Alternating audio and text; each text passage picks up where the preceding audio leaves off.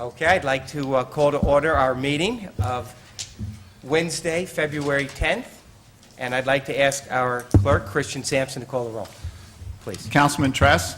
Here. Councilwoman Charles. Councilman Deputy Supervisor Withers. Present. Councilman Ullman. Here. Supervisor St. Lawrence. Here.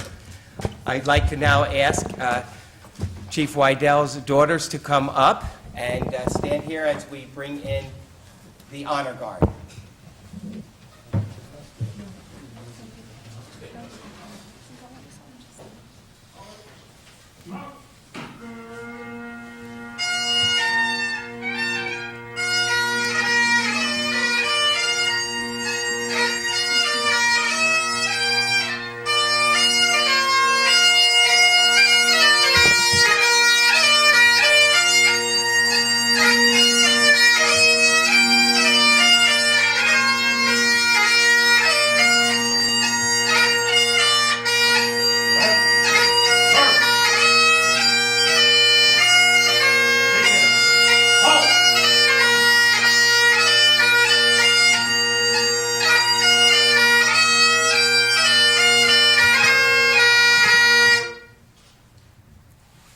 I would like to ask Bryn and Aaron and Grace to lead us in the Pledge of Allegiance. Raise hand. Up! I pledge allegiance to the flag of the United States of America and to the republic for which it stands, one nation, under God, indivisible, with liberty and justice for all. Order. Up! Out. Out!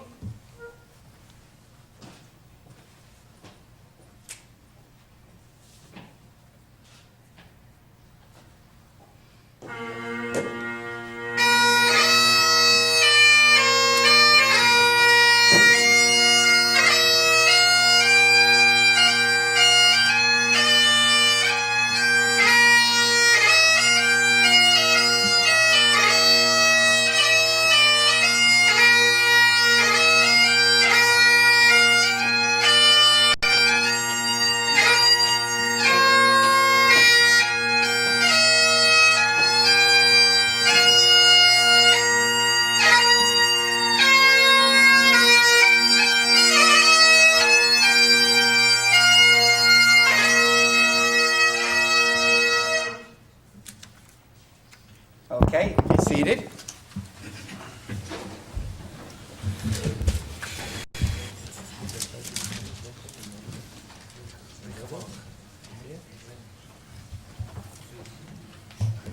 I'd like to ask our new chief to come up with his wife, Rosemary, and Bryn, and Grace, and Aaron, and his favorite sister-in-law, Eileen.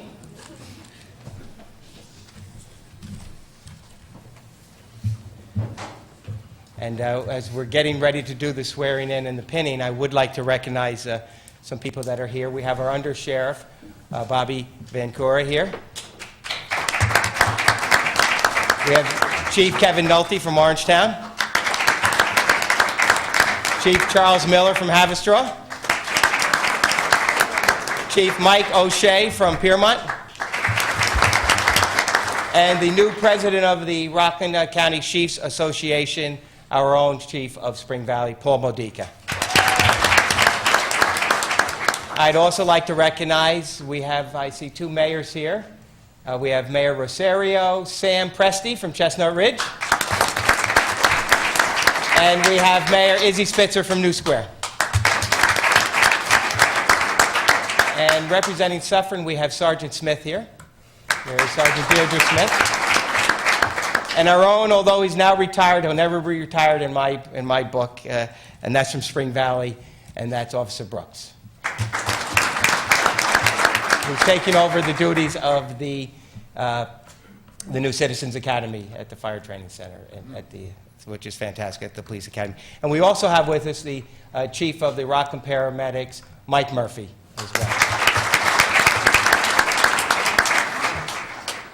I just want to read a little bio about our new chief. Chief Brad Wydell was born in Buffalo, New York, and moved to Ramapo as a very young child. He attended Oakwood Elementary School, Kakiak Junior High School, and Spring Valley High School. He attended Rockland Community College and Mercy College in Dobbs Ferry, where he received his bachelor's degree in criminal justice. While serving as Detective Lieutenant, Chief Wydell was accepted to the National Law Enforcement Academy, the FBI Academy, in Quantico, Virginia. The National Academy brings together police leaders from around the world for advanced law enforcement management training. He graduated from the Academy in December of 2004. Chief Wydell began his police career as a patrol deputy with the Rockland Sheriff's Department.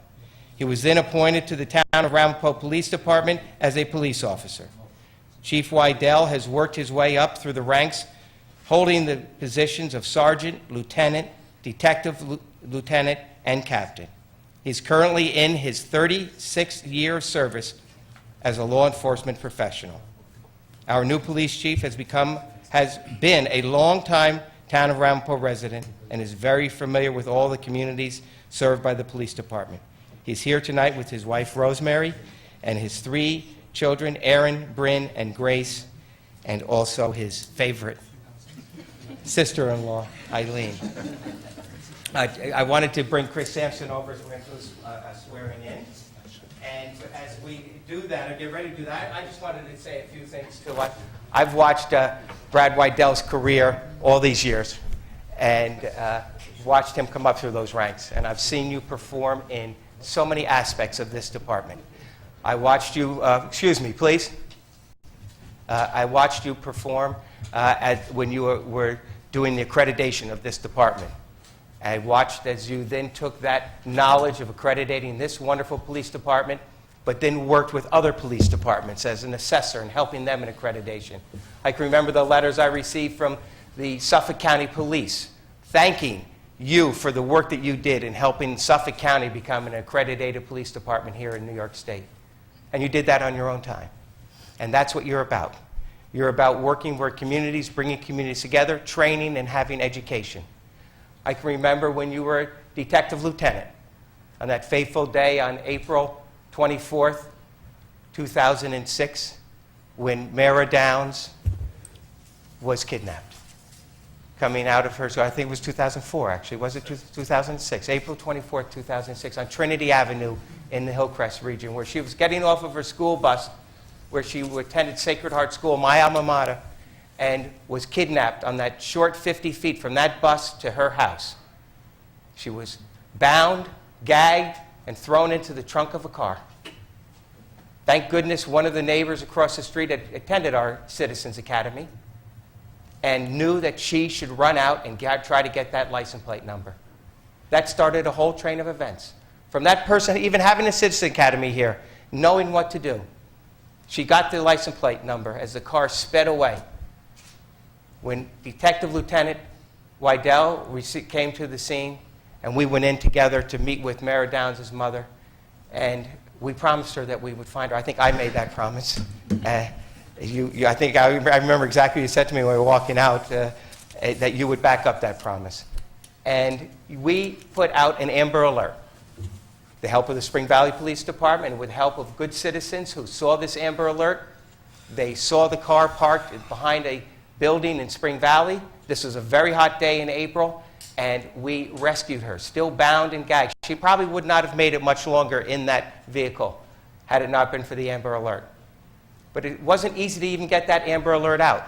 It was the good work of you, Detective Lieutenant then, now Chief, the good work that you performed on that day that made that possible and saved that life.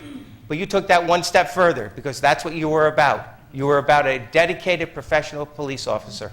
And you took it one step further. You went up to New York State and you worked with the Criminal Justice Department in order to change the way that Amber Alerts could be administered throughout this state and this country. And you were successful. And I know you were successful because I can remember I got a very long, detailed letter from Chauncey Parker, who was the commissioner of the Criminal Justice, and thanking you in particular for your actions that day and the saving the life of Mara Downs and what you were able to do. So I've watched your service in this town go through this police department. We are so lucky here in Rockland County to have so many dedicated police officers. and brass. Some that are here today, and many police officers. And many of our police officers that are here today, detectives and line officers that are out there every single day. And now, under your leadership, we'll be able to be given even stronger tools and education to make this department even better. And I know that that's what you're about. And I know that because I can remember in 2004 when I asked you to give the keynote speech at 9/11 ceremony.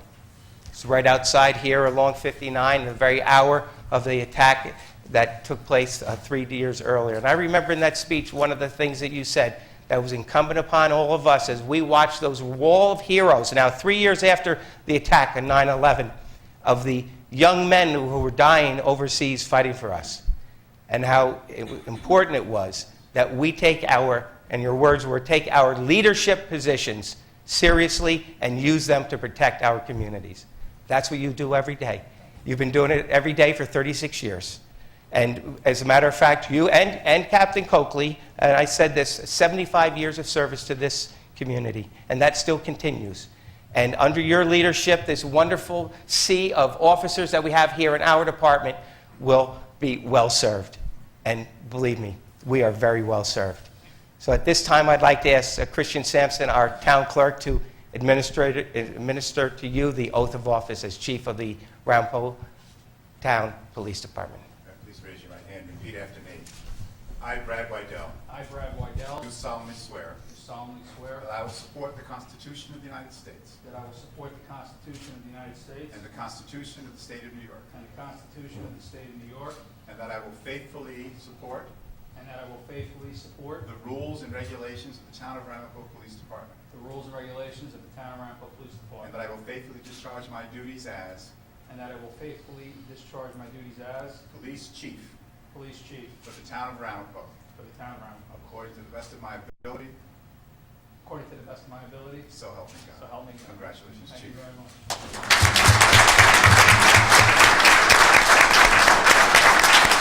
You guys all stay there. We'll do the pinning. Congratulations. Congratulations. No, I'm going to have you do the pinning first. Congratulations. Congratulations. Congratulations. Congratulations, Irene. Thank you so much. Fitzy, where's the badge? That's good. Rosemary, here is the badge to pin on our new chief.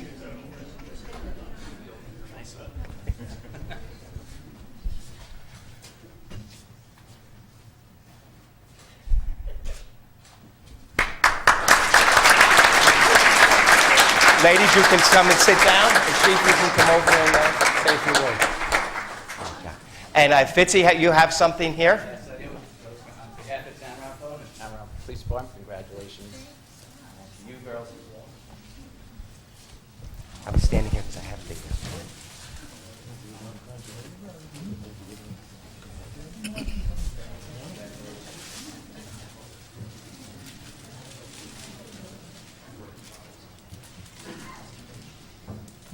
Congratulations.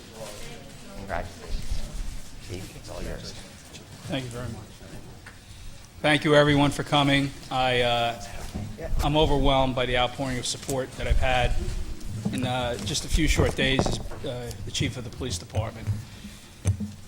Obviously, the person who's been most critical to me, really for a long time in my life, has been my wife, Rosemary. I'm very grateful to her for all of her support. Law enforcement is a very tough job on a family, starting, of course, with the spouse and working its way through the children. And there were plenty of things that I missed in my kid's life that every police officer out there every single day who's serving their communities misses. It's that opportunity to go to a party that you miss. It's being called out on Christmas Eve for a terrible event. It's all kinds of things. And we need to be very supportive of our families, whether we're in law enforcement or we're in emergency services or we're in the volunteer organizations that serve this town so well. I'm extremely grateful to the town board for your confidence in me. I had told the town board during the process that this would be an absolute honor to me to be selected From a sergeant on up to the chief of police, leadership is a privilege. It's not something to take lightly. You can have a dramatic impact in your community's well-being, as well as the people that work for you. So I take this role extremely seriously. I am very grateful to the township for what I've seen 36 years of support to the police department. It's rare that when the police department asks for something from the town board that we're not able to get it. And that's a dedication that a lot of police departments don't have in their communities. And we should be very grateful to the town board here in Ramapo for their support. I want to especially thank you, Mr. Supervisor, Deputy Supervisor Withers, Councilman Tress, Councilman Ullman, Michael Klein, our town attorney, and Chris, who I've known a long time, as well as our town clerk, for being here tonight as well. I just want to tell you, I want to mention a couple of names, and some of you in the room might know who they were. I'm going to mention one name. As a young kid going to Oakwood Elementary School, there was a sergeant in the Town of Ramapo Police Department. His name was Dwayne Whitaker. And Sergeant Whitaker really wanted to inspire young people to go into law enforcement. And he would go to schools throughout the town, and he did come to Oakwood School. And as a little kid, he would show us the police cars and let us play with the lights and hit the siren and show us the oxygen and all the different things that police officers had to their disposal. He's the guy that got me interested in law enforcement. And he did a lot of things that are what we do in DARE today that, he was doing well before DARE, was even in the lexicon. I really wanted this job badly, to work for the Town of Ramapo Police Department. I was very grateful to the Sheriff's Patrol for giving me my break. Jim Kralik was one of my professors at RCC. He's the guy that gave me my lucky break, that one that every cop needs, the first guy to bring him on board and give him a shot. And Sheriff Lou Falco and I started the same day on the Sheriff's Patrol. So it's kind of nice that we've grown up together. And I have a tremendous network of relationships that I've developed over 36 or so years, including those from the National Academy, that I can call upon all over the world for assistance to this agency if we need it.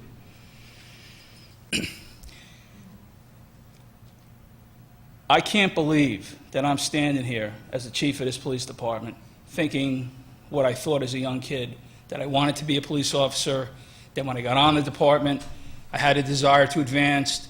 And for those of us who work toward advancement, we know how difficult that is and how taxing it is on you to try to study, and I'm talking really study, for months on end for promotional exams. Not easy. It's really not easy. And for those people who hold rank, I know how hard it was, and I appreciate the efforts. I'm really, really fortunate. I have a magnificent, talented command staff to work with. Captain Coakley and I have worked together for many years. I appreciate his support and his dedication to service. I have primary command staff commanders who I know I can rely on, and my lieutenants and sergeants right on down the line. It's really critical that when you get into positions of leadership, that you try to surround yourself with the people that you consider to be the best and the brightest. It's important for the people that we serve. And I'm blessed to have such a talented group of commanders to work with. So getting back to Sergeant Whitaker. When I had my job interview for the Town of Ramapo Police Department, you'll never guess who interviewed me. You guessed, yeah. Right? Sergeant Dwayne Whitaker. And I told him I remember you from Oakwood School. And maybe that's what got me the job, I don't know. But, I came on board, and I never forgot that he was the one, and I always remembered that. And I want to tell you one last thing before I just step aside, is you heard the supervisor say, I grew up in the town of Ramapo. A lot of you don't know, I'll tell you now, that I was a very dedicated newspaper delivery boy, okay? I would joke that nobody ever got a wet newspaper when I delivered their papers. I worked for about 4 years doing that. One day, maybe 10, 12, 13 years later, I respond to a burglary And I don't even remember this, except for a letter that I received congratulating me for my promotion. I don't remember what happened, but what happened was there was a home that was burglarized, and the people were devastated. The residents were devastated. Their home had been violated. It was disgraceful that somebody would go in and steal, out of your home. And I said to them, they were really upset, and I was like, what can I do? What can I do? What can I say? And I said, don't you remember me? I was your paper boy, okay? Everything's going to be okay. This is going to be fine. I'm a cop now. We're going to take care of this. Now, I never remembered that, but I reassured them, and they still live in the town of Ramapo, and they must have saw that I became the chief of department, and they took the time to send me a beautiful letter, handwritten, reminding me of that story, that I was their newspaper boy who became their police officer, who now became their chief of police. I'm very honored. Thank you, everybody, for coming tonight. I especially, once again, want to thank the board. I'm not going to let you down, okay? And I'd like to shake your hand. Thank you. Thank you very much.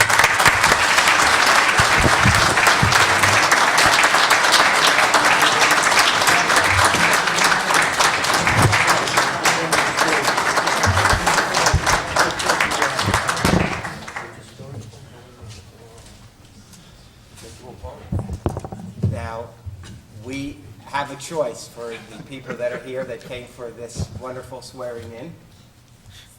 The choice is you can stay for the rest of the meeting, or we can take a couple minutes and allow everybody to congratulate Brad and take a little recess. Is that will be different? Is that what people want? Okay, we'll take a short recess. Thank you.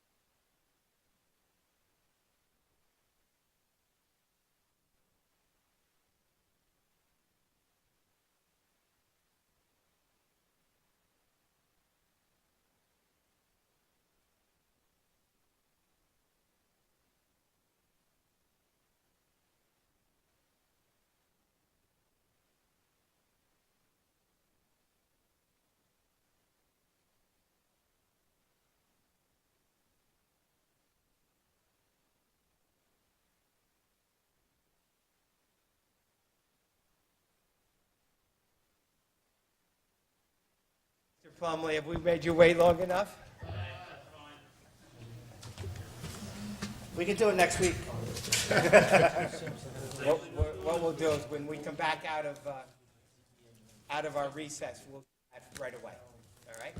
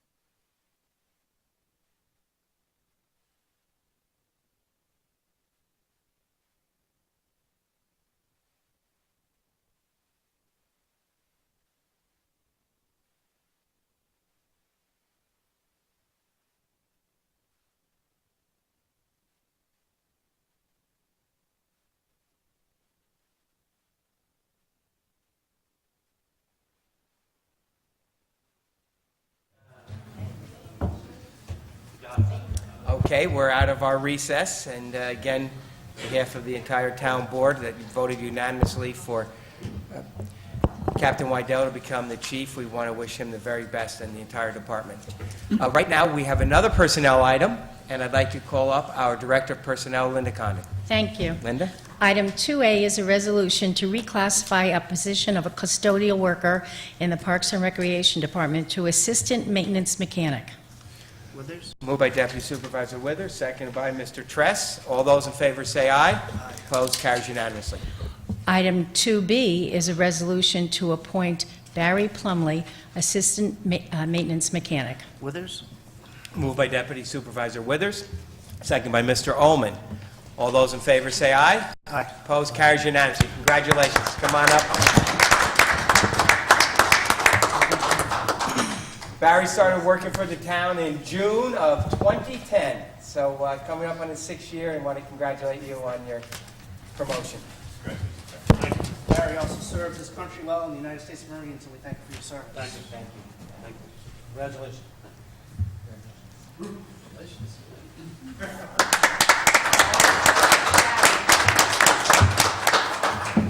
So on February 20th, the New York Police Department is playing the United States Marine Corps national hockey team at the Provident Bank Park, and so we know who you're going to be rooting for, Barry.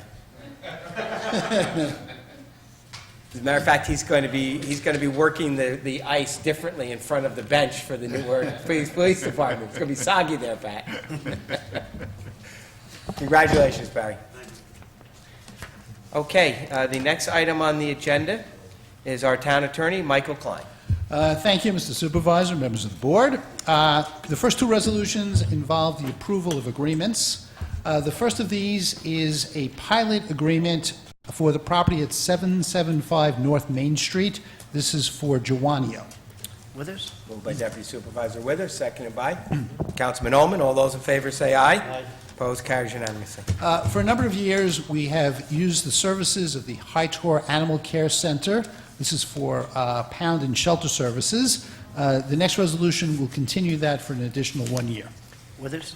Moved by Deputy Supervisor Withers, seconded by Councilman Tress. All those in favor say aye. Opposed, carries unanimously. And that's a $33,000 donation from the town to the Hightor Animal Shelter. We've received a proposal by the accounting firm of O'Connor Davies to conduct an audit for the town for 2015. This resolution accepts that proposal. Moved by Councilman Ullman, seconded by Councilman Tress. All those in favor say aye. Aye. Carries unanimously. The town board has been discussing traffic issues in the town of Ramapo, particularly in the Muncie area. We have received a proposal by our planning consultants, Frederick P. Clark Associates, to conduct that survey. and that study, and this resolution accepts that proposal. Moved by Councilman Tress, second by Councilman Ullman. I want to, before we vote, I want to take the personal privilege of thanking Councilman Ullman for the work on this and working. We had a conference call with Frederick P. Clark, and we were able to really define the study, add to the study, and perfect the study, and do it at a cheaper cost than the original cost. So it was a good job, well done. All those in favor say aye. Opposed, carries unanimously. The next two resolutions I think involve... the original, I'll just say, I think the original was $89,000 for the cost, and it now is $50,000. The next two resolutions involve dedications to the town. The first of these is a dedication of a shade tree and sanitary sewer easement. This is incident to the Chaim subdivision on Lane Street. Moved by Deputy Supervisor Withers, second by Councilman Ullman. All those in favor say aye. Opposed, carries unanimously. The second of these similar resolutions involves the dedication of a shade tree easement. This is incident to the Stead Management subdivision, and this is in the vicinity of Homestead Lane. Moved by Deputy Supervisor Withers, second by Councilman Tress. All those in favor say aye. Opposed, carries unanimously. At a prior meeting of this board, we adopted a resolution involving the installation of traffic control signs on Bluefield Drive. This amends that resolution and corrects the designation as to where the signs will be located. Moved by Mr. Tress, second by Mr. Ullman. All those in favor say aye. Opposed, carries unanimously. We have one tax certiorari settlement on tonight's agenda. This involves the property owner at Highview Hills. This affects the 2011-2012 assessment, and it results in a town tax refund of $297.39. Moved by Withers. Deputy Supervisor Withers, second by Councilman Ullman. All those in favor say aye. Opposed, carries unanimously. The Town Planning Board has approved a site plan entitled AB Market located in the vicinity of 2nd Street. As a condition of that site plan, AB Market was required to widen the road and offer the dedication of the road widening to the town. This resolution accepts that road widening. What is AB Market? They're opening up chains. Is that where the Pontiac used to be? No, it's not where the Pontiac is. It's It's closer to Klein's Market, isn't it? Yeah. Withers? Moved by Deputy Supervisor Withers, second by Councilman Tress. All those in favor say aye. Opposed, carries unanimously. Finally, there's a resolution before you that accepts a proposal for emergency roof repair at 6 Lake Street in the Hamlets. Moved by Withers? Deputy Supervisor Withers, second by Councilman Tress. All those in favor say aye. Opposed, carries On the unanimously. motion, I spoke with I'm sorry. Director Purchasing today and verified there was an emergency and it needed to be done because it was causing some excessive overtime. I'm in favor of that. Okay, all those in favor say aye. Aye. Opposed, carries unanimously. Thank you. Okay.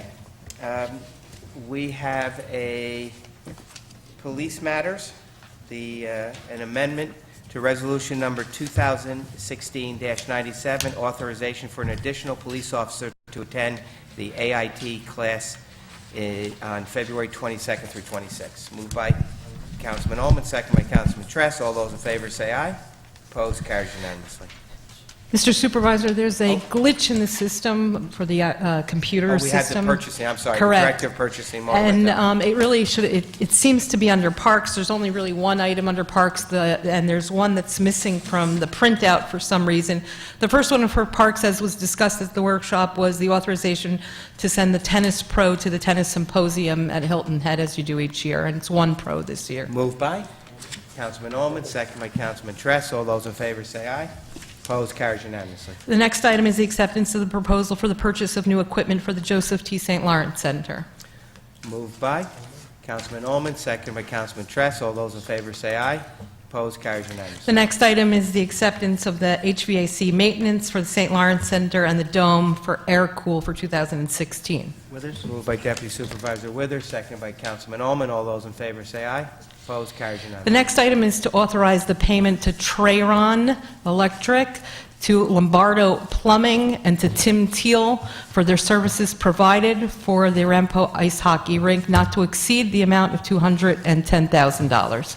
Moved by Deputy Supervisor Withers, second by Councilman Tress. All those in favor say aye.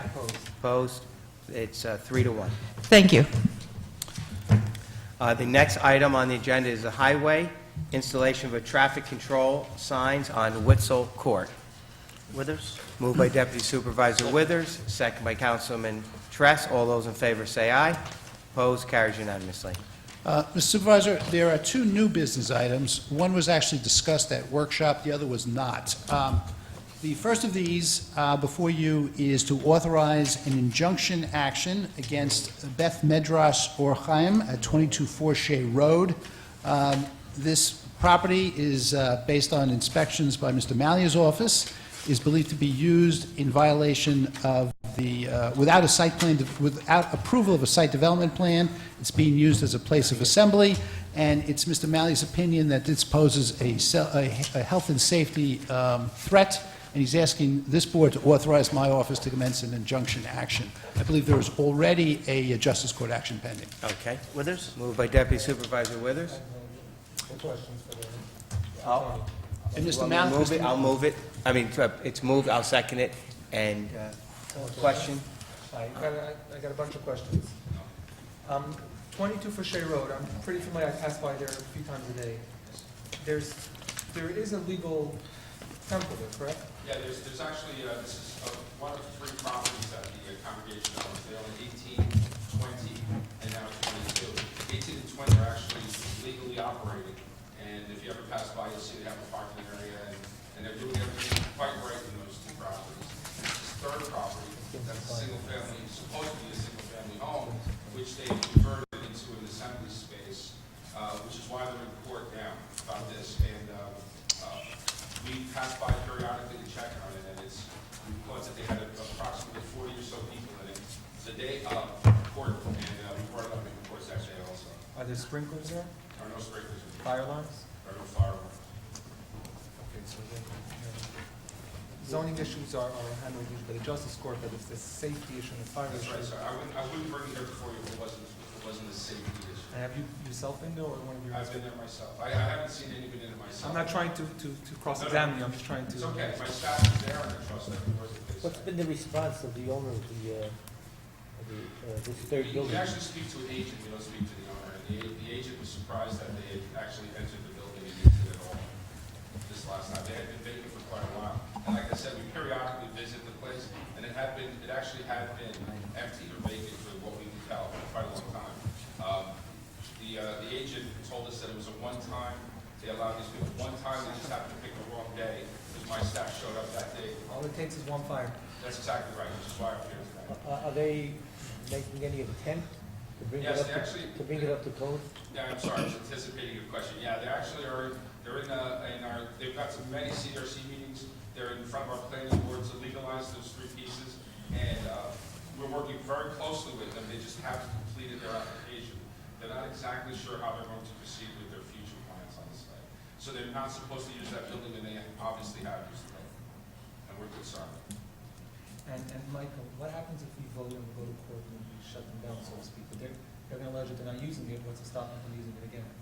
well, if we get a court order granting the injunction, then if they violate that in the future, they can be back in front of a Supreme Court judge and face contempt punishment from the court, which is something I don't think they would want to Is there do. any way that if we vote on it, that they know that this is coming and get their act together and get it from the time and make it fire safe and do that? Well, you know, our goal is compliance. So if the board votes tonight, my office begins preparation of the papers, and if they indicate that they're become aware of the vote and that the property is no longer in violation and it's re-inspected, then we no longer need to go to court. If they violate that inspection, though, then we have the authority from this board to continue an injunction action or reinstitute it. Is there an individual that we can reach out to discuss it with them? A name, a phone number? They have an agent, his name is Arnold Heineman. He's the one who actually appears in court for the congregation every week. Is he an attorney? He's not an attorney. He's actually he's the builder. who did the work. He's the one who promised us the building would be locked down. And again, it had been locked down, but these periodic uses, if we miss one, and Right, God no, forbid no. something happens. Right, fire or anything like that. You don't want to jeopardize anybody's life. That's Right. You know, the certainly, that's certainly They're in our court. They know they have violations. They're not responding to it, and we have to do an Yeah, injunction. It's a fire safety, there's no blame. It's, And if your inspectors are saying that people are doing it, it's a if fire. building fire inspectors safety. come in and asking us to do this, and it's the right thing to do, and No question. we want to do it. I will make the point, though, we're not always successful in Supreme Court. We've had injunctions before for even fire situations. I won't mention any judges, that wouldn't be appropriate, but we've had judges who then have not granted our injunction. But I think this is the appropriate action to take. And the other factor, when we bring an injunction action, it automatically requires those people that we're going against to incur legal fees, and it becomes more and more expensive to thwart our laws. So this is one of an arsenal of tools that we have available to us, and in this instance, I think it's obvious that we should authorize the injunction and move forward. Okay. So, any other questions? All those in favor say aye. Aye. Opposed? Carries unanimously. Counsel? Yes, there's one further additional item for the board's consideration. This was discussed in executive session at the workshop. This resolution would permit the town, in conjunction with others, to seek an offer from Novartis for its property to encourage it to be used for economic development. I gladly move this. I'll second it. Moved by Deputy Supervisor Withers, second by Councilman Ullman. All those in favor say aye. Aye. Opposed? Carries unanimously. Anybody in the public, any other new business? I think that's it. I think that's it. Okay. Any other public like this? We will open up public participation. Come right up.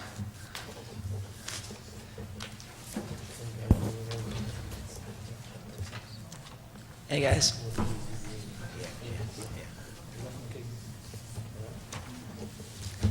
Hey, Joseph Gravani, 2 Van Alstyne Avenue, Suffering. Just 2 small things. If we could look at the amount of chairs we have at the Spook Rock pool for this summer, when you go to the pool in the summertime, there's like 1 chair for every 4 people. I don't know what the capacity on the pool deck is, but we usually look to see how many chairs we have compared to capacity. It just seems like every summer when you go to the pool, there's not enough chairs for the people, especially late in the day on a hot day. We could at least look at that. Okay. And then also, if we could have a look at the open swim policy we have on the weekends. There was a day, and I spoke to Michelle about this via email last summer, and I believe spoke to also a couple of board members at the time. On a 95-degree day last summer, on a Saturday, there was about 400 kids in the water.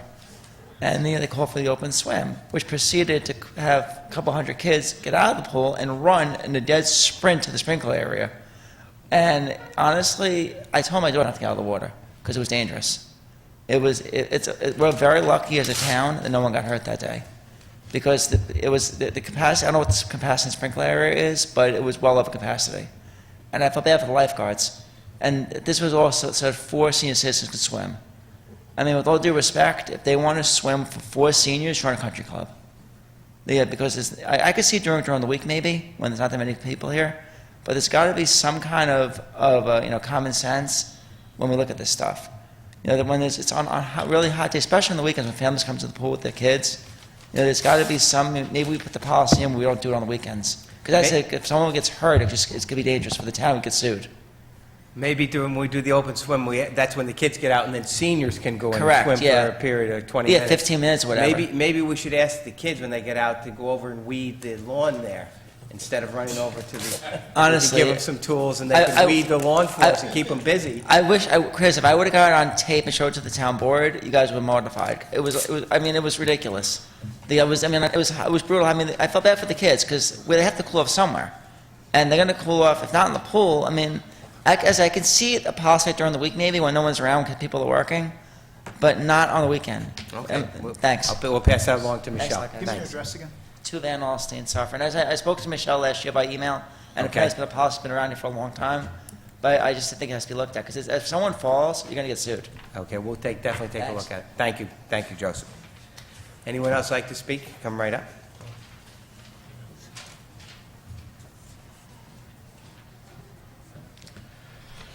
Robert Romanowski, 183 Maple Avenue, Muncie. I was over by Lake Suzanne yesterday, and I see that the town clock there has the wrong time on it. It's about 4 hours fast. Just wanted to let you know. Thank you. Thank you. And Rick Lagarde, our building and maintenance person, is working with the clock company, and one party's looking for Finkelstein Library, and I know they're going to work on that as well. So we'll get that taken care of. Thank you, Robert. Okay. Anybody else from the public with any comments? Close. Motion to close the public participation, moved by Deputy Supervisor Withers, second by Councilman Tress. All those in favor say aye. Opposed? Carries unanimously. We'd like to, before we adjourn, I would just like to adjourn tonight's meeting for 3 people, and if anybody else has anyone else, actually 4 people. One is Mr. Loria from the Visionist community who passed away yesterday. The other is John Kennedy, who is an attorney from Suffern.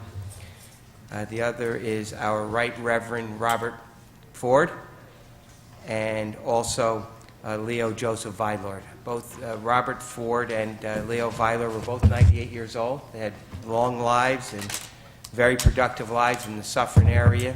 And Mr. Vylord's brother, Charlie, was the first police chief in Suffern. I think he may even covered Ramapo at that time. And Monsignor Ford was born and raised here in Suffern and went on to become he was an avid golfer and became a Monsignor. And his Mass was celebrated by, the celebrant was our own Monsignor Gianderco, who is the police chaplain for our police department, and also His Eminence Cardinal Dolan. So we want to close in memory of those 4 individuals, and we'll send a letter to their families. If anybody else had anybody else in mind? Okay. So a motion on behalf of the entire board to adjourn. All those in favor say aye. Aye. Opposed? Carries unanimously. We are adjourned. Thank you all very much.